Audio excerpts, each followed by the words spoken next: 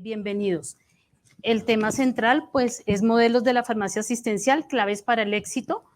Inicialmente voy a dar algunos temas o factores o variables a tener en cuenta en este tema a nivel general y luego les daríamos la palabra a los panelistas con algunas preguntas orientadoras. Yo he seleccionado como algunos factores claves que debemos tener en cuenta. Y el primero de la farmacia asistencial es el enfoque centrado en el paciente. Hay un cambio en el paradigma, nos hemos centrado tradicionalmente, históricamente, en el producto, que es el tema que nos trae en este momento este congreso, ¿no? Estamos hablando de la cadena del suministro de medicamentos y de dispositivos médicos, la cadena de abastecimiento. Pero hay un enfoque nuevo y es que la práctica profesional se enfoque en la atención directa al paciente. Con todo lo que esto conlleva en el seguimiento de la terapia y otros aspectos. Entonces, primero, modelo, enfoque centrado en el paciente. Luego, otro factor es los conceptos que estamos manejando en la farmacia asistencial y de pronto la historia y la evolución en estos conceptos. Ahí traigo a colación farmacia clínica, lo que ha sido el origen en muchos países, inicialmente en Estados Unidos, por ejemplo, de farmacia clínica, y luego este cambio que ha tenido a lo largo de los años la evolución del concepto de farmacia clínica.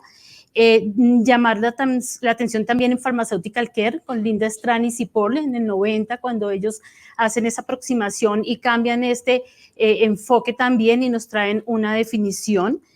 La atención farmacéutica es otro concepto que ya estamos manejando también y este cambio que hace, por ejemplo, España en la adaptación del concepto de atención farmacéutica, donde involucra procesos como la dispensación, la farmacovigilancia, el mismo seguimiento farmacoterapéutico dentro del concepto de atención farmacéutica, y lo que nos trae hoy en este panel la farmacia asistencial. Entonces, vemos que hay muchos conceptos pues, que nos llevan a pensar y afectan también la implementación de este ejercicio profesional. Tercer aspecto importante, pues el objetivo del ejercicio de la farmacia asistencial, y en ello quiero enfatizar en garantizar el uso racional, efectivo, seguro y costo eficaz de los medicamentos por los pacientes y la sociedad. Entonces ya hay una tendencia, ya hablamos de optimización de la terapia, ¿cierto? Eso es lo que estamos trabajando. Conceptos como la evaluación farmacoterapéutica, que ya nace de ese Pharmaceutical Care como un seguimiento farmacoterapéutico propiamente dicho, y estos modelos y metodologías de seguimiento que también proponen desde España DADER, la misma Cipoll y Strand como seguimiento farmacoterapéutico, modelos como el SOAP americano dentro de la Asociación Americana de Farmacéuticos Asistenciales y otros. Un cuarto aspecto clave que yo creo de la implementación de servicios de farmacia asistencial en Colombia y que tenemos que tener en cuenta son los requisitos de la implementación. Hablamos de habilidades, conocimientos y competencias del profesional en el ejercicio. Y ahí habría tres variables a tener en cuenta cuando hablamos de la implementación de farmacia asistencial y serían toda la información que podemos recopilar del paciente, ¿cierto? Todas las condiciones médicas del paciente, patologías, problemas de salud. Y por último, pues la propia terapia farmacológica. Entonces, la formación y los conocimientos que el profesional farmacéutico requiere para ejercer ya en la atención directa del paciente. En esos aspectos es importante tener en cuenta, pues algunos traigo a colación desde la universidad, desde la formación de pregrado y posgrado, conceptos como fisiopatología, bioquímica clínica, los mismos paraclínicos, análisis bioquímico, farmacoterapia, farmacología. Y aspectos de revisión de la terapia, búsqueda en bases de datos, extracción, evaluación crítica de la literatura. Quinto aspecto fundamental en este marco serían los servicios que se pueden prestar desde la farmacia asistencial. Traigo algunos ejemplos a colación: educación y consejo al paciente, ¿cierto? Estamos trabajando directamente en brindar información a los pacientes, tanto sobre la terapia farmacológica como otros aspectos de la atención, en prevención y promoción de la atención, información de medicamentos, reconciliación o conciliación de medicamentos, monitorización de la terapia, el propio seguimiento farmacoterapéutico, gestión de la medicación, gestión colaborativa de la terapia, programas de farmacovigilancia, prueba, uso racional de antibióticos, las mismas rondas clínicas donde podamos como profesionales participar al lado del médico en el piso, en las áreas de hospitalización del paciente, servicios de información de medicamentos, la historia de admisión, la terapia que trae previamente el paciente de su casa antes de ser hospitalizado, por ejemplo, y esa relación con el proceso de reconciliación. Y otros más que ustedes ya me van a contar con su experiencia. El sexto factor que traigo es los resultados de este ejercicio profesional, el impacto, y ahí llamaríamos la atención en resultados clínicos, la mejora en la atención del paciente, los resultados económicos, los humanísticos, la mejora en la disminución de la morbimortalidad relacionada con los medicamentos y la disminución de los efectos adversos relacionados con los medicamentos. Otro factor, el futuro, cuáles son los retos y las perspectivas. Nos gustaría conocer de ustedes qué ven a futuro en nuestro ejercicio. Y ahí hago énfasis en 3 puntos claves: la formación de posgrado en Colombia, una necesidad sentida, formar a nuestros profesionales en este campo para que puedan ejercer; el pago por servicios, ¿cierto? Poder cobrar por estos servicios que hacemos nosotros de consulta farmacéutica. Y un aspecto importante es el trabajo colaborativo para optimizar los resultados clínicos con otros profesionales de la salud. Entonces, poder trabajar con médicos, enfermeras y demás.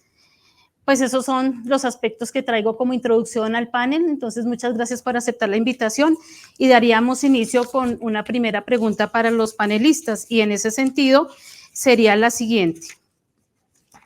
¿Nos podrían contar ustedes cuál ha sido su experiencia en la implementación de servicios de farmacia asistencial en sus instituciones? ¿Cuáles han sido los aciertos y cuáles los retos o barreras a superar? No sé quién quiera empezar, si Luz Dari o Andrés Felipe. Bueno, buenos días a todos.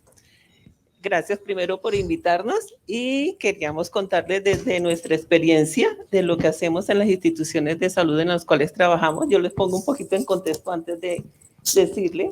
Yo trabajo en una institución de salud pública, que es la Subred Suroccidente, está compuesta por 44 sedes y tenemos alta, mediana y baja complejidad, o sea que tenemos todo tipo de atención. Y para la implementación de la farmacia asistencial, lo primero que tenemos que hacer es mostrar que la farmacia no es el sitio donde está por allá almacenado un medicamento donde se cuentan pepas y que queda allá en el sótano, porque así estamos casi todas las farmacias a nivel país, sino que desde la farmacia podemos hacer muchas más cosas. Y poder comenzar a hacer la implementación de una farmacia asistencial, tenemos que tener muy claro qué tenemos en nuestras instituciones, conocer el entorno, conocer los pacientes que estamos atendiendo. ¿Por qué? Porque la farmacia asistencial va más allá de la atención al paciente, también va enfocada a su familiar, a la comunidad, al mismo servicio que estamos prestando. ¿Y qué hemos hecho? Pues hemos logrado avanzar de verdad bastante en lo que respecta a esto. Ya hemos podido implementar todo lo que tiene que ver con el programa de optimización de antimicrobianos en las sedes de alta complejidad. Integramos esto, el trabajo con epidemiólogos, la parte de infectología y la parte de enfermería y farmacia y laboratorio clínico, haciendo seguimiento a pacientes en lo que respecta a dosis, tiempos de tratamiento, duplicidad de tratamientos. También, ¿qué hacemos? Estamos haciendo todo lo que tiene que ver con consulta de atención farmacéutica a paciente ambulatorio. Tenemos una población priorizada porque no podemos hacerle a todos los pacientes, y teniendo en cuenta el entorno, el número de pacientes que tenemos, los pacientes que son crónicos, que tienen alguna comorbilidad, que tienen alguna afección que pueda afectar la calidad de vida de ellos como la de su familia. Estamos haciendo atención farmacéutica a este tipo de pacientes y estamos haciendo seguimiento farmacoterapéutico a paciente hospitalizado. Hemos avanzado más, hacemos la revisión con los médicos, que no es fácil, para hacer la conciliación medicamentosa y hacerles entender que la conciliación medicamentosa, el primer parte que la hace es la parte médica, y que desde la farmacia podemos hacer una revisión de los medicamentos que están teniendo los pacientes, mirando sus interacciones, las reacciones adversas que se puedan presentar, ya sean esperadas o no esperadas, cómo se van a intervenir, y este es el apoyo que hacemos desde la farmacia para contribuir a todo. Muchas gracias, Luz Dari, por su experiencia. Tenemos un invitado de Medellín, no sé si le damos la palabra. Bueno, muchas gracias. Entonces, también los voy a poner en contexto. Yo vengo del Hospital Pablo Tobón Uribe, una institución de alta complejidad de la ciudad de Medellín, con 50 camas de unidad de cuidado intensivo, como para que se vayan poniendo pues más o menos en la cabeza la complejidad de nuestros servicios, y pues con servicios de trasplante y todo lo que lleva a la alta complejidad. Realmente para nosotros el modelo de farmacia asistencial que tenemos, estoy hablando a partir de más o menos del 2014, fue donde empezamos a modelar este servicio. Les voy a contar cómo empezamos y cómo a hoy, porque digamos que uno de los retos, me adelanto al final, es esos modelos tienen que estarse evaluando, tienen que estarse tomando datos, incluso hemos empezado a incursionar en manejo, minería de datos para ya caracterizar lo que creamos en el 2014, nos empezó a cambiar. Entonces, antes de empezar a modelar esos servicios o lo que pretendemos, importante, como lo decía mi compañera, el alcance. ¿Qué vamos a hacer con esto? ¿Cuál va a ser el enfoque? Si vamos a hacer educación, si vamos a hacer rondas, si vamos a hacer la perfilación de las órdenes médicas. Entonces, ¿cuál va a ser nuestro alcance de ese modelo de farmacia? A raíz de ese alcance es importante conformar un grupo de trabajo. Entonces, ¿con qué contábamos en la institución? En ese momento, en el 2014, tuvimos o establecimos más o menos una cantidad de pacientes por químico farmacéutico. Entonces establecimos que se requerían 20 pacientes para un químico de unidad de cuidado intensivo, 60 para una unidad asistencial, y acá es algo bastante interesante que también les quiero compartir y los quiero invitar. Hay un rol del cual ahora hablaron, incluso vino el profesor de la universidad, del SENA a hablarnos de ese regente de farmacia. Nosotros incorporamos el regente de farmacia a ese modelo. ¿Cómo? Identificando qué actividades ellos nos podían soportar para los químicos farmacéuticos podernos enfocar en otras. Obviamente con una formación adecuada, la responsabilidad no se delega más y las actividades. Entonces eso también es importante para poder dar el cumplimiento de ese alcance. Importantísimo el apoyo de la administración. Nada de estas cosas se pueden hacer si no tenemos la administración, ¿cierto? Entonces, en ese momento, ¿cuántos químicos necesitábamos con esa tasa que establecimos? Y de ahí fue que empezamos, digamos que, a trabajar en el modelo como tal. Entonces, para la pregunta inicial, alcance, recursos necesarios y qué otros actores con los que contamos en el servicio farmacéutico podemos incluir que nos puedan apoyar para enfocar, dependiendo de esa formación o esos conocimientos, a esas actividades que se requieran realizar. Bueno, muchas gracias. Damos la palabra a la tercera panelista. Darlene, por favor. Bueno, también para ponerlos un poquito en contexto, yo vengo de una IPS de trasplantes, colombiana de trasplantes. Es una IPS especializada en trasplantes de riñón. Digamos que lo interesante de toda la atención farmacéutica que estamos realizando con los pacientes trasplantados es que de pronto la ventaja de tener una IPS que no es muy grande permite que esos retos a los que nos enfrentamos en instituciones mucho más grandes puedan ser más tangibles. Digamos que totalmente les puedo decir que tenemos un grupo transdisciplinar en Colombiana de Trasplantes. No, digamos, porque uso la palabra transdisciplinar. Digamos, en los últimos tiempos hemos escuchado que debemos tener grupos interdisciplinares, pero precisamente el cambio a la palabra transdisciplinar hace que pensemos en que toda la información que estamos compartiendo, que tenemos cada profesional de salud en las diferentes áreas, sea comunicada de manera efectiva entre todos nosotros. No se quede en una información que simplemente queda en nuestra área, quedan los documentos que cada uno generamos, sino que efectivamente eso se pueda compartir, que va a ser la gran diferencia en que podamos llegar a obtener los objetivos que cada uno queremos sobre el paciente, que pues finalmente van a ser los mismos, y es el buen desarrollo de su trasplante. Digamos que comparto los diferentes aspectos y necesidades que se deben tener en la atención farmacéutica. También creo que es bien importante ver en nuestras instituciones, socializar todos los procesos y proyectos que nosotros llevamos, y otro es el tiempo. Finalmente, creo que muchas veces estamos muy atados de manos los farmacéuticos asistenciales por el tiempo que tenemos con nuestros pacientes, porque muchas veces ni siquiera ven la importancia que tiene la información que nosotros estamos dando, y cuando incluso entramos a ver toda la investigación que se está haciendo, que es muy poca la que podemos generar, nos damos cuenta que efectivamente en esos pocos estudios que hay en este momento del impacto que tenemos los farmacéuticos en esa farmacia asistencial es cuando decimos, venga, esto sí funciona y sí debemos estar dentro del grupo transdisciplinar.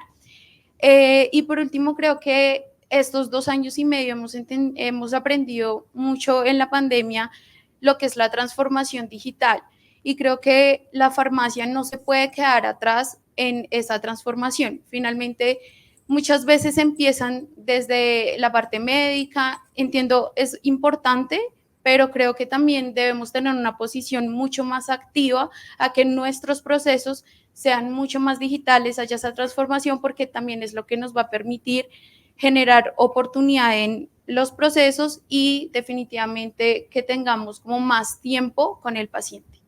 Bueno, muchas gracias por su respuesta. Traigo otra pregunta a ustedes y es, ¿cuáles son las ventajas de implementar estos servicios de farmacia asistencial y cuál es el impacto que han visto en la atención de los pacientes? ¿Qué ventajas han visto de llevar a cabo y de desarrollar estos servicios? No sé si nuevamente iniciamos la ronda con Luz Dari. Bueno, antes de hablar de las ventajas, yo sí quiero hablar de un reto que sí tenemos a nivel global. El reto que tenemos todos es que pueda haber una coordinación de los servicios farmacéuticos, pero integrados estos desde la academia, los colegios, las asociaciones, la administración y toda la parte de regulación del sistema de seguridad social en Colombia. Porque si no lo tenemos, de verdad, si no hay una integración, no podemos hacer nada para que la farmacia se pueda expandir, se pueda ver y se pueda integrar. Además de eso, tenemos que estar integrados con todos los actores que conforman el sistema de salud, porque es que la farmacia no es sola. La farmacia y el servicio farmacéutico y la parte asistencial es algo que es trazable a todos los servicios, a todos los procesos, tanto asistenciales, financieros y administrativos. Y se pueden mostrar muchas cosas con lo que uno hace con la farmacia asistencial. Una de las ventajas que podemos hacer cuando hacemos las intervenciones es evitar las complicaciones de los pacientes, disminuir los reingresos, evitar que se produzcan fallos en la atención de salud de un paciente, mejorar la calidad de vida de los pacientes. Se generan ahorros, que eso es lo que les gusta mucho a las instituciones, que les muestren cuánto se está ahorrando, cuánto se están evitando en el gasto por el uso inadecuado de medicamentos. Por decir, en el uso de medicamentos de antibiótico, que cuánto me ahorro si le disminuyo el tratamiento a un paciente o si hago un descalonamiento de una parte inyectable a una oral, o si paso un antibiótico de amplio espectro a uno de mediano o bajo espectro. O si el tratamiento que le voy a dar ya no se lo doy a nivel de hospitalización, sino que termino el tratamiento en casa. Con eso pues, tenemos muchísimas ventajas y tenemos mucho que mostrar desde los de servicios de farmacia y lo farmacéutico, lo que podemos hacer en las instituciones de salud. Luz Dani, muchas gracias. Creo que ha tocado un tema que desde la academia también lo hemos analizado y es el primer punto que toca de integración. Nosotros también hemos visto la necesidad de que haya una integración desde el ente regulador, la industria farmacéutica, las asociaciones profesionales, la academia, que podamos trabajar en conjunto para potenciar el desarrollo de estos servicios. Estoy muy de acuerdo. Muchas gracias por ese aporte. No sé, Darlene o André Felipe. Bueno, entonces, para continuar pues en el orden de ahora, ¿cierto? Sí, sigamos así, gracias. Listo. Creo que una de las cosas más importantes que logra estos modelos de farmacia clínica es el posicionamiento del químico farmacéutico en las instituciones como el profesional del medicamento. Es un reto bastante grande que tenemos y el llamado es a eso, a que vean esas ventajas que nosotros tenemos en los servicios. En mi experiencia personal, yo fui el primer químico farmacéutico y en pediatría. Luego una UCI pediátrica, entonces un mundo bastante complejo, una población de riesgo más en una unidad de cuidado intensivo doblemente crítico. Pero entonces era, bueno, vea, estoy acá, yo no pretendo hacer papel de la enfermería, del médico, yo como complemento eso. Entonces, desde ahí se logra, yo creo que ese reconocimiento y esa dependencia, llamándolo de una buena manera, del químico, porque es que nosotros somos los llamados a dar esas indicaciones, a dar indicaciones de cómo administrar mejor esos medicamentos, de cómo acompañar esa terapia para que pueda ser óptima. Entonces, definitivamente esos modelos permiten que nos reconozcan como ese profesional que a veces no lo es. Tristemente hay que decirlo, y parte incluso desde las mismas directivas. El químico lo tienen por allá, porque es normativo, porque la 1403 me lo pide, y si mucho ni lo tuviera. Entonces, con esos datos y con esos resultados que uno les empieza a mostrar, es donde empiezan a tomar en cuenta ese valor. Otra cosa importante, ahora lo hablaban en una de las charlas, la reducción y el impacto en errores de medicación. Nosotros como equipo de farmacia clínica tenemos una publicación de uno de nuestros compañeros que hizo un doctorado en ciencias farmacéuticas y su tesis fue enfocada en mostrar cómo ese modelo que nosotros teníamos implementado en la institución reducía en un 48% los errores de medicación, con un RR pues, que mostraba esto y de una manera o estadísticamente significativa. Estos son datos que, digamos, se le muestra a la institución y ayudan a ese posicionamiento de ese químico farmacéutico. Entonces también la invitación es publiquemos todas esas cosas que hacemos, todo ese trabajo tan interesante, porque es que tenemos que salir de esos servicios y que vean cuáles son esas ventajas de tenernos allá. Y créanme que luego de uno estar allá, ya el día en que uno no va, ¿qué pasó? ¿Por qué no viniste a la ronda? Es que te estábamos esperando. Entonces eso ha ayudado bastante. Muchas gracias, Andrés Felipe. Y toca un tema también relevante y es el registro, la documentación de lo que hagamos. Lo que no está registrado no existe. Entonces, esa es una invitación muy importante. Damos la palabra a nuestra panelista, Darlene. Hay una parte que a mí también me parece importante y es que a veces dejamos a un lado el contexto de nuestros pacientes. En nuestro caso, nosotros tenemos pacientes a lo largo de toda Colombia y precisamente su contexto cultural, social, incluso de raza, hacen que tengamos que tener retos y acoger el sistema asistencial de manera particular para este tipo de pacientes. Digamos que el tema con nuestros pacientes trasplantados es que definitivamente son pacientes con múltiples comorbilidades, que son polimedicados y que definitivamente la adherencia a su terapia es un reto fundamental para el buen desarrollo pues, de su patología. Entonces, pero ¿qué pasa? Muchas veces ellos pues estuvieron mucho tiempo en diálisis, vienen de una farmacia comunitaria en la cual en este momento no hay ninguna intervención por parte de un profesional, ¿sí? Y más en los lugares alejados de ciudades capitales. Entonces, creo que también es un reto muy importante hoy en día empezar a ser mucho más integrales y a formar a las personas de esas farmacias comunitarias que incluso acá en Bogotá las seguimos teniendo, pero que si ustedes se ponen a pensar, muchas veces identificamos y pueden ir hasta en contravía de la educación que uno les da en el momento a los pacientes y que muchas veces, no sé si les ha pasado, y es, el paciente dice, mira, es que a mí el señor de la droguería me dijo que esto era súper bueno, por ejemplo, el mal uso de antibióticos. Entonces, uno cambiar esa perspectiva de esos pacientes es muy duro cuando pues finalmente confían en esa persona. Pero entonces creo que también incluso en la parte educativa está meternos más en eso. Finalmente la universidad está también en diferentes ciudades y es ahí donde mediante voluntariados, mediante cursos, mediante diplomados que puedan llegar a esas personas que están de pronto mucho más cercanas a la comunidad, se puede hacer una diferencia. Muchas gracias. Toca ese tema importante del cambio cultural en los pacientes, en la población y cómo impactar en ellos. Muchas gracias. Tengo la siguiente pregunta para los panelistas. ¿Usted considera que puede existir un solo modelo de farmacia asistencial para atención de los pacientes por parte de nosotros como profesionales o deberíamos tener varios modelos, varios procesos, varios servicios? ¿Qué consideran? Luz Dari, nuevamente empiezas con la ronda. Considero que sí debe haber un solo modelo, pero hay un pero. Hay que revisar como dice nuestra compañera, las situaciones particulares que hay por ciudades, regiones, pacientes, porque no todo puede ser aplicable a lo mismo. Hay que hacer adaptación a los modelos, de acuerdo a lo que se necesita, por institución, por región, por paciente.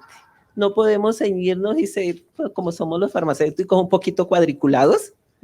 Tenemos que poder expandirnos y revisar que ese modelo sea aplicable, que pueda ser integral, pero que sea beneficioso para todos. Y vuelvo y insisto, hay que integrar a la academia, a todas las partes que pueda colaborar con la atención del paciente. Porque hoy son los pacientes, mañana podemos ser nosotros los pacientes. Y hay que mirar la particularidad que tiene cada uno. Gracias, Luz Dari, muy amable por su opinión. Andrés Felipe. Bueno, ahorita cuando estábamos hablando afuera de, pues, como de este tema, decíamos, no un modelo único, porque sí, cada institución tiene sus particularidades, tiene sus alcances, tiene sus tipos de pacientes, pero sí tenemos que buscar en cuáles definitivamente hay puntos donde convergen los conceptos, porque muchas veces nos quedamos cortos en el cómo. Entonces, el qué no lo dice la norma, pero el cómo es donde, si hubiera más trabajo conjunto, más compartir experiencias desde esas publicaciones y pudiéramos llegar a la aproximación de lo que es el modelo de atención, o por lo menos de acuerdo a las complejidades de atención. No sé, se me ocurre, hay hospitales que sí somos muy similares, entonces uno sí podría pensar que en aquellos los modelos podrían ser lo más similar posible por su complejidad, tipos de pacientes y todo, pero definitivamente falta ese trabajo de unión desde los diferentes puntos, tanto asociaciones académicas, gremiales, porque parte de la estandarización, construcción de guías, y eso estaría relacionado a esos modelos de adaptar o de emplear esas guías para ese cómo, que a veces es donde nos quedamos cortos a la hora de irlo a implementar. Gracias, Andrés Felipe. ¿Y Darlene? Bueno, pues ahí yo sí, digamos que inicialmente cuando yo leí esa pregunta, mi primera respuesta fue no, definitivamente por la diferencia en modelos de farmacia que nosotros tenemos acá y definitivamente el por qué todavía no estamos integralizados, ¿sí? Entonces el tema es que hasta que no, cuando nosotros, por ejemplo, vamos a mirar la norma y vamos a implementar un proceso que definitivamente está por norma, ahí cuando generalizamos los temas nos vemos muy atados de manos porque tenemos demasiadas particularidades en cada uno de nuestros servicios que definitivamente porque no están contemplados en la norma, entonces a uno lo frenan un poco. Eso es, digamos que lo que me detiene a pensar que pueda ser un único modelo, incluso porque definitivamente en Colombia tenemos a lo largo del país diferentes necesidades, diferentes profesionales.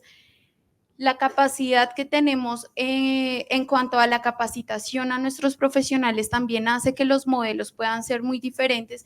Entonces, entiendo que sí debemos tener como una estructura más que un modelo. Entonces, a lo que me refiero es que sí debe haber una persona encargada de la parte asistencial, no como nos pasa ahora, que la asistencial puede estar en inventarios mañana o está a mediodía. Entonces, eso es lo que no nos permite también que los modelos, creo que, surtan fruto. Y definitivamente, creo que sí, en el momento en que se logre hacer, digamos que una generalidad y todos tengamos diferentes modelos, lo hablábamos entre los tres y creo que el que podamos tener comunicación entre los diferentes modelos asistenciales y no nos quedemos únicamente pensando esto yo lo hago así porque a mí me gusta y esto yo lo hago así porque esa es mi manera, sino que venga, si los dos estamos manejando un modelo de prevención de resistencia a antimicrobianos, tú lo manejas de esta manera, yo lo manejo de esta manera, creo que la comunicación va a permitir que tengamos modelos mucho más robustos. Bueno, muchas gracias. Y en aras del tiempo y de la hora, ya 1 de la tarde, me gustaría para finalizar que nos dejaran como un mensaje al público que quiera desarrollar estos modelos, esta farmacia asistencial, cada uno con un mensaje final. Bueno, yo pensando en eso sí les traje un mensajito que lo traje escrito y se los voy a leer. Vale. Aquí dice, somos personal de la salud y eso es mucho.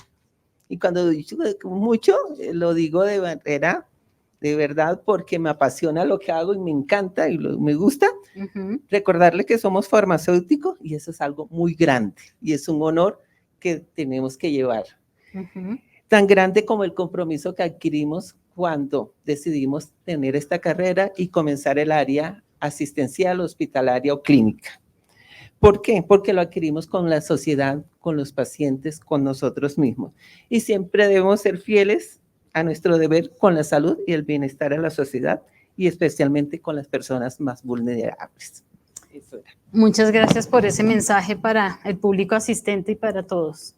Andrés Felipe. Bueno, entonces mi mensaje es, primero, definir ese alcance, o sea, qué es lo que quieren, porque de ahí parte qué es lo que van a necesitar.